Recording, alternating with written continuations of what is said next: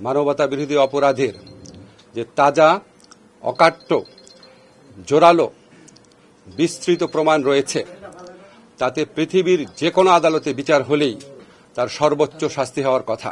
জুলাই গণঅভ্যুত্থানের আরেকটি বিজয়ের দিন।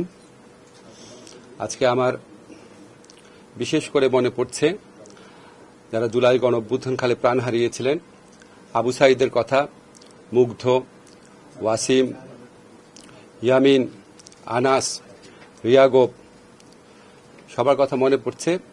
মনে হচ্ছে আজকে তাদের বিদেহী আত্মা হয়তো একটু শান্তি পাবে। আজকে তাদের শোক সন্তস্ত পরিবারের কথা মনে পড়ছে। হয়তো এই রায়ের মধ্যে দিয়ে তারা সামান্য হলেও সান্ত্বনা পাবেন। ব্যক্তিগতভাবে আমি এই রায়ে সন্তুষ্ট, কিন্তু আমি বিস্মিত না। আর শেখ হাসিনা এবং তার সহযোগীদের মানবতা বিরোধী অপরাধের যে তাজা, অকাট্য, জোরালো, বিস্তৃত প্রমাণ রয়েছে, তাতে পৃথিবীর যে কোনো আদালতে বিচার হলেই তার সর্বোচ্চ শাস্তি হওয়ার কথা। আমি আজকে আরেকটা কথা বলতে চাই, সেটা হচ্ছে আমরা শেখ হাসিনারকে দেশে প্রত্যার্পণের জন্য, এক্সট্রাডিশনের জন্য ভারতের কাছে আবার চিঠি লিখব।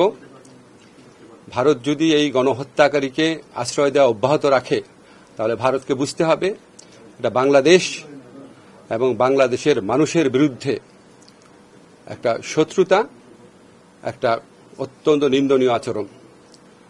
আজকে একটা বিচার হয়েছে, ইনশাআল্লাহ আমরা যতদিন আছি বিচার কার্য পূর্ণ বেগে চলবে। আমি এই বিচারের জন্য বিচার সংশ্লিষ্ট যারা আছেন, বিশেষ করে আমাদের চিফ প্রসিকিউটর তাজুল, তার সহযোগীদের আন্তরিক অভিনন্দন জানাচ্ছি। যারা সাক্ষী দিয়েছেন তাদের অভিনন্দন জানাচ্ছি।